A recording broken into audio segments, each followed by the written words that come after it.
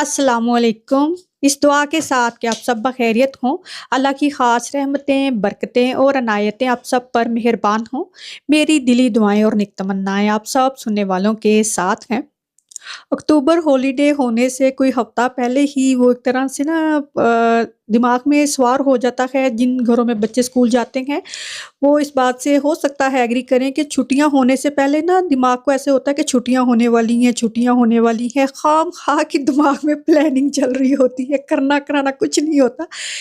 यहाँ भी ऐसे ही हुआ, छुट्टियाँ हो भी गई, ख़त्म भी हो गई और हम वहीं के वहीं खड़े रहे। ये देखें मैं क्या-क्या आईडी लगा रही हूँ, अब देखें मैं इसको यहाँ पर लगा पाती हूँ कि नहीं लगा सकती। सारे घर के काम किए, खाना वगैरह बनाया तो शाम को जब मैं बैठने लगी तो मैंने करनी थी फ्रिज साफ। कुछ एक काम ऐसे हैं जो मेरे ना दिमाग पर सवार हो जाते हैं और मैं आई थिंक ये बात कहूँगी कि जो ख़ातून खाना हैं वो सारी ही ऐसी हैं। कुछ एक काम ऐसे होते हैं जो उनके सर पर सवार हो जाते हैं कि मैंने ये काम करना है, करना है। उनमें फ्रिज साफ करना भी मेरे लिए काम है। पूरे दिन के जो काम थे वो ख़त्म करके मैं बैठने लगी तो मैंने ये फ्रिज साफ़ करनी थी तो मैंने सोचा क्यों ना मैं इसको अभी साफ़ कर देती हूँ। एक-एक शेल्फ़ निकाली, इसको मैंने धोया, इसको मैंने साफ़ किया अच्छे तरह से और फ्रिज साफ़ करके मैं साथ-साथ शेल्फ़ें लगाती गई तो ये काम करके मैं इतनी खुश हुई कि येस मैंने ये काम ख़त्म कर लिया, जिसको करने में नेक्स्ट डे मुझे अच्छा खासा टाइम लग जाना है। सूजी और अंडे के हलवे की रेसिपी किसी ने पूछी तो मैं वही बना रही हूँ। 1.5 कप पानी लिया है, आधा कप इसमें चीनी डाल दी है, थोड़ी-सी हरी इलायचियाँ इसमें डाल दी हैं, इसका शीरा पकने के लिए रख दिया है। 1 कप दूध लिया है, इसमें मैंने 2 अंडे डाले हैं, आप इसमें 3 से 4 अंडे भी डाल सकते हैं। सिर्फ़ आधा कप सूजी से मैं ये हलवा बना रही हूँ। अंडों की खुशबू जो है वो बेकिंग में आती है तो मैं रिस्क नहीं लेना चाहती थी तो मैंने इसमें थोड़ा-सा वनीला एक्सट्रैक्ट डाल दिया। मैं ये हलवा जो है, जो कोकोनट ऑयल होता है उसमें बना रही हूँ, आप देसी घी में बनाएँगे या बटर में बना सकते हैं। तो मैंने 3-4 कप इसमें जो कोकोनट ऑयल है वो डाल दिया है, सूजी आधा कप डाली है तो सूजी उसमें एक तरह से डूब गई है कि काफ़ी ज़्यादा ही कोकोनट ऑयल है। केवड़ा वाटर डाला है, सैफ़रॉन डाला है तो अंडे की खुशबू जो है वो बाकी नहीं रहेगी। जब शीरे में इस तरह से बॉयल आया है तो घड़ी पर टाइम देखकर मैंने इसको 5 मिनट बॉयल किया, फिर मैंने इसका चूल्हा बंद कर दिया और सूजी को भी मैंने 15 मिनट जो है लो फ्लेम पर भूना ताकि अच्छी तरह से सूजी जो है भुनी जाए। 5 मिनट हो गए हैं तो उसका चूल्हा मैं बंद कर दूँगी। केवड़ा वाटर आपने देखा मैंने जो दूध है उसमें डाला और साथ में इसमें थोड़ी-सी सैफ़रॉन की पंखुड़ियाँ डाली हैं। कोई भी मीठा बनाना है, कोई भी बिरयानी कोरमा पकाते हैं तो उसमें केवड़ा वाटर ज़रूर डालें और सूजी का कलर थोड़ी-सी वीडियो रिवर्स करके देख लें उस वक़्त कैसा था और अब देखें कैसा है। और सूजी अच्छे से भुनी जाएगी, इसकी इतनी अच्छी खुशबू आती है और फिर इसमें मैंने जो आमंड, पिकान और रेज़न थी वो डाल दी है। इसका इतना टेम्परेचर है कि जो रेज़न थी वो देखें कितनी अच्छी तरह से फूल गई है। अब जो दूध जिसमें मैंने अंडे मिक्स किए हुए थे वो इसमें डाल देना है और फिर जो शीरा था वो इसमें डाल देना है। कुछ रेसिपी में शीरा नहीं बनाते, वो दूध में ही चीनी और अंडे मिक्स करके इसमें डाल देते हैं। तो चीनी चूँकि मुझे काफ़ी ज़्यादा इस चीज़ की क्या कहना चाहिए आदत है कि कच्ची चीनी हम नहीं खा सकते, तो इसीलिए हमने शीरा पकाकर इसमें डाला है। अभी इसका रंग मुझे थोड़ा पीला-पीला चाहिए तो मैंने इसमें पीला कलर डालने लगी तो वो ज़्यादा रंग का ऑरेंज डीप कलर डल गया, तो वो जब मिक्स किया तो थोड़ी गुंजाइश थी, तो फिर ये जो अभी मैंने इसमें डाला है ये है पिसे हुए बादाम और फिर येलो कलर डाला तो इसका रंग अच्छा हो गया। तो बेहतर यही है कि इसमें ज़्यादा रंग जो येलो फूड कलर होता है वो डालें और इसको बहुत अच्छे से पकाना है ताकि जो अंडे हैं वो अच्छे से कुक हो जाएँ। मिठाई के डिब्बे में अक्सर एक मिठाई का टुकड़ा ऐसा होता था जो सबसे एंड पर खाया जाता था और ये वो चीज़ बनी है, सूजी और अंडे का हलवा ही होता है जो एंड पर खाया जाता था, उसको कोई नहीं खाता था। तो ये बिल्कुल वही चीज़ बनी है, जब ठंडी हो जाएगी तो इसकी टुकड़ियाँ वैसे काट सकते हैं। तो मैंने ये थोड़ा-सा ही बनाया, ये बहुत ज़्यादा मज़े का बना।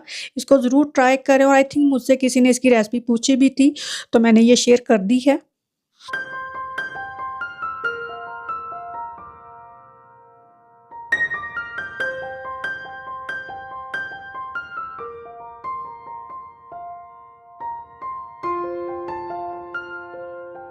ये वाले जो क्लीनिंग स्प्रे हैं ये काफ़ी अच्छे हैं, मैंने पहले भी यूज़ किए हुए हैं। जैसे हम डस्टिंग के लिए यूज़ करते हैं ना कोई स्प्रे, तो उसके लिए ये काफ़ी ज़्यादा सही है। इसकी खुशबू काफ़ी ज़्यादा अच्छी है और यहाँ आप इसकी प्राइस भी देख सकते हैं।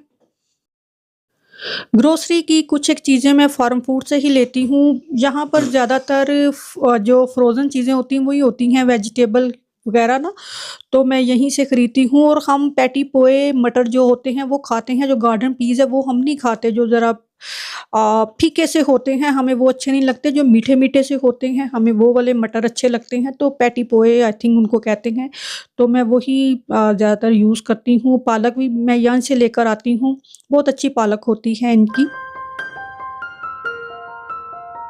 काले चने पकाना पहले एक बड़ा काम समझा जाता था कि ये प्रेशर कुकर के बगैर पक ही नहीं सकते हैं, और इसमें जो प्याज़ वग़ैरह डाला जाता था वो काटना और फिर इसमें काफ़ी ज़्यादा लहसुन डाल देना।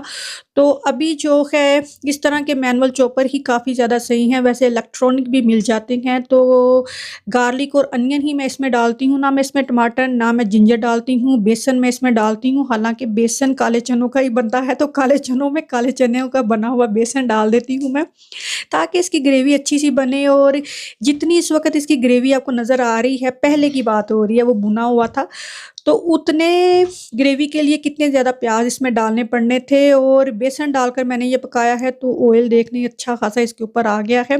हमारे खाने जो हैं उनके ऊपर ऑयल की एक लेयर जो है वो होनी ही चाहिए। वो एक खूबसूरती है, मैं कहूँगी खाने की भी, ज़रूरी नहीं है कि वो आपने खाना ही है। अभी मैं डॉक्टर के पास बैठी हूँ, अभी ये मैं ऑयल खा के डॉक्टर के पास नहीं आई हूँ, मेरी अपॉइंटमेंट थी डॉक्टर के पास, तो मैं गई वहाँ पर, तो साथ मेरी ईमान गई। डॉक्टर के पास अपॉइंटमेंट लेने के बाद केमिस्ट से जाकर दवाई लेना जो है ना वो सबसे मुश्किल काम लगता है। सम टाइम तो ऐसे होता था, अभी की बात नहीं है पहले की, कि डॉक्टर के पास गए, डॉक्टर ने जो दवाई दी वो लेकर घर आ गए, तो घर में से किसी को भेजा, यानी कि कैसे जाते होते थे दवाई लेने। तो अभी वो शाम की मेरी अपॉइंटमेंट थी, अभी तो ख़ैर ऐसा नहीं होता। लेकिन ये है कि आप सही नहीं हैं तो ही दवाई लाएँ, है ना? तो दवाई लेकर आना ज़्यादा ज़रूरी है।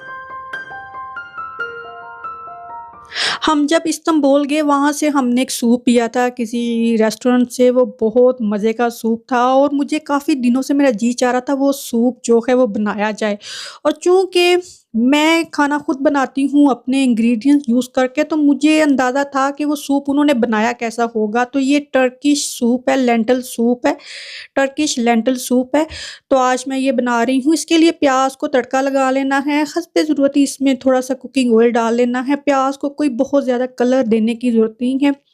एक इसमें आलू डाला है, आलू का साइज़ आप देख ही सकते हैं। बड़े साइज़ का एक आलू था और एक गाजर जो है वो इसमें डाल दी है, नमक, मिर्च और हल्दी इसमें डाली है। शायद ओरिजिनल रेसिपी में ये ना ही हो, लेकिन मैं हूँ। और थोड़ा-सा इसमें मैंने सुमक डाल दिया है, ये तो टर्किश इंग्रीडिएंट है। और लाल दाल, मसरों की दाल 1 कप जो है वो मैंने धोकर अच्छे से पानी से भिगोई हुई थी, और आधा कप इसमें ओट डाल देनी है, रोल ओट या जो ओट का दलिया होता है। कई 2-3 रेस्टोरेंट से आई थिंक हमने ये सूप पिया था, जो सबसे पहले रेस्टोरेंट से पिया था उसमें ओट का फ्लेवर था। थोड़ी-सी रेसिपी मैंने यूट्यूब से कलेक्ट की, और जो मैंने सूप पिया था उसमें चूँकि ओट था, तो मैंने इसमें ओट डालकर ये रेसिपी बनाई है। मेरे बेटे के रूम में ये स्टडी टेबल था जो नीचे लिविंग रूम में पड़ा होता था। तो दुआ महारानी ने ना इसके ऊपर आर्ट कर के ना अपनी तो इसका बेड़ा गर्क कर दिया हुआ था। तो पहले तो ऐसी चीज़ें होती थी आप फेंक देते थे कि नहीं ले आओ, लेकिन अभी जहाँ इतनी जिद्दत आ गई हुई है, बहुत से ऑल्टर वे हैं जो कि आप यूज़ करके इस तरह से अपनी पुरानी चीज़ों को नया कर सकते हैं। तो ये वॉलपेपर ही एक तरह से ये मंगवाया, तो उसको मैंने अपने बेटे के स्टडी टेबल के ऊपर बिछा दिया। 2-3 तहें इसकी बिछानी पड़ी, यानी कि आधा-आधा करके ना 3 दफ़ा ये बिछाया गया। और उतनी देर में जो लेंटल सूप है वो तैयार हो गया। चूँकि इसमें हमने डाली है ना ओट, उस वजह से ये बहुत अच्छा बनेगा। दाल गोश्त वैसे भी दाल है तो हलीम क्यों हलीम होता है? क्योंकि उसमें कनक डाली जाती है, गंदुम डाली जाती है तो वो हलीम होता है। तो दाल का सूप वैसे भी बन जाएगा, ये मसरों की दाल आप वैसे भी पकाएँगे तो ये बन जाएगी, लेकिन चूँकि इसमें ओट डाली है तो इसका फ्लेवर कुछ का कुछ ही बन गया है। और गाजरें और आलू गल जाएँगे तो इसको हमने इलेक्ट्रिक हैंड ब्लेंडर से इसको ब्लेंड कर देना है। तो यहाँ पर हो जाएगा जी टर्किश लेंटल सूप तैयार। इसको ज़रूर ट्राई करें या बार-बार बनाएँगे। ये मैंने बनाया, मैंने थोड़ा-सा ही बनाया। मैंने कहा पता नहीं बच्चे खाते हैं कि नहीं खाते। बच्चों ने कहा बस अब हमें यही चाहिए और कुछ नहीं चाहिए। ये सूप बेसिकली मैंने अपने लिए बनाया था। मुझे पता था बच्चे मर्ज़ी से ही खाएँगे, लेकिन लकीली मेरे बच्चों को ये काफ़ी पसंद आया। तो बच्चों के लिए मैंने ऑलरेडी जो है मूलियों के पराठे बनाने थे। तो फिर मैंने कहा तैयारी तो मैंने की हुई है, तो मैं मूलियों के पराठे बना दूँ, जिसने खाना है वो खा ले और जिसने सूप पीना है वो पी ले। सर्दियाँ आ गई हैं, सर्दियों में पराठे, मूली के पराठे, मैं गाजरों के पराठे बोलने लगी थी।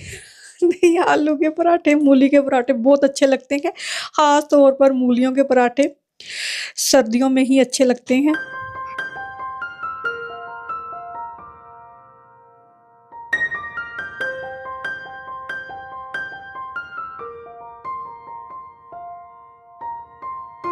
इस तरह के बगैट आप जानते हैं स्टोर से मिल जाते हैं, जिनको घर लाकर आपको इनको बेक करना पड़ता है, क्योंकि ये हाफ वे बेक होते हैं। तो एयर फ्रायर में इसको बेक करने से पहले इसको अच्छे से वेट कर लेना है, अदरवाइज़ ये ड्राई हो जाएँगे। तो 200 प्री हीटेड ओवन में इसको मैंने 10 से 12 मिनट बेक किया, तो ये बहुत ज़्यादा अच्छे हो गए। ये सूप के साथ खाने के लिए काफ़ी सही रहते हैं, बल्कि आई थिंक सूप खाया ही इनके साथ जाता है। तो ये फिर मैंने बनाए क्योंकि बच्चों को सूप के साथ यही चाहिए थे।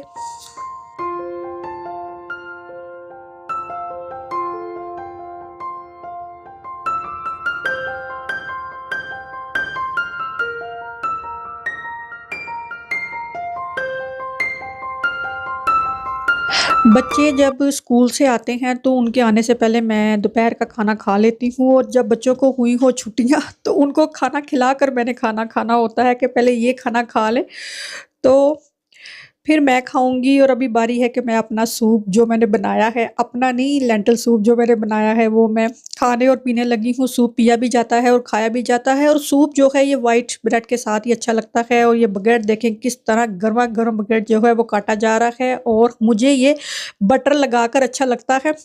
कहाँ मैं व्हाइट ब्रेड नहीं खाती, लेकिन इस तरह सूप जो है ये व्हाइट ब्रेड के साथ ही अच्छा लगता है। और ये सेम वैसा ही सूप बना है जैसा कि हमने वहाँ रेस्टोरेंट में खाया था। बहुत ज़्यादा मज़े का ये सूप है, इसको ज़रूर ट्राई करें, आपको ज़रूर पसंद आएगा।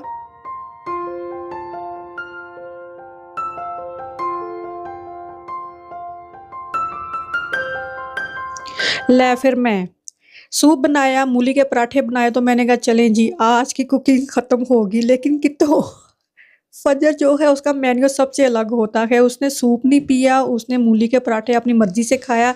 उसने कहा मैंने खाने हैं जी पकोड़े, तो फिर मैं उसके लिए यहाँ पर पकोड़े बनाना शुरू होगी। शाम का वक़्त है, तो मैं यहाँ पर पकोड़े बना रही हूँ।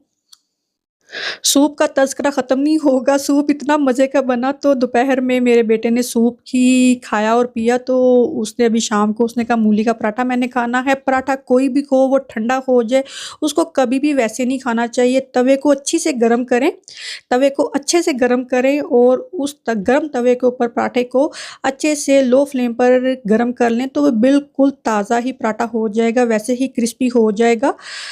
वैसे पराठा खाएँगे तो आपकी तबीयत काफ़ी ख़राब हो सकती है। और यहाँ गरमा-गरम पकोड़े जो हैं वो तैयार हैं। मौसम में अच्छी ख़ासी खुनकी जो है आ गई हुई है शाम के वक़्त। वैसे ही पकोड़े बड़े अच्छे लगेंगे, चाय बनाने की भी वो क्या कहना चाहिए फ़ुर्सत नहीं थी। पहली दफ़ा मेरे चैनल पर विज़िट कर रहे हैं तो बहुत सारी यूज़फुल रेसिपीज़ और होम बेकिंग, होम कुकिंग के लिए आप मेरे चैनल को सब्सक्राइब कर सकते हैं। अपना और अपनों का रखें बहुत सारा ख़्याल। अल्लाह हाफ़िज़।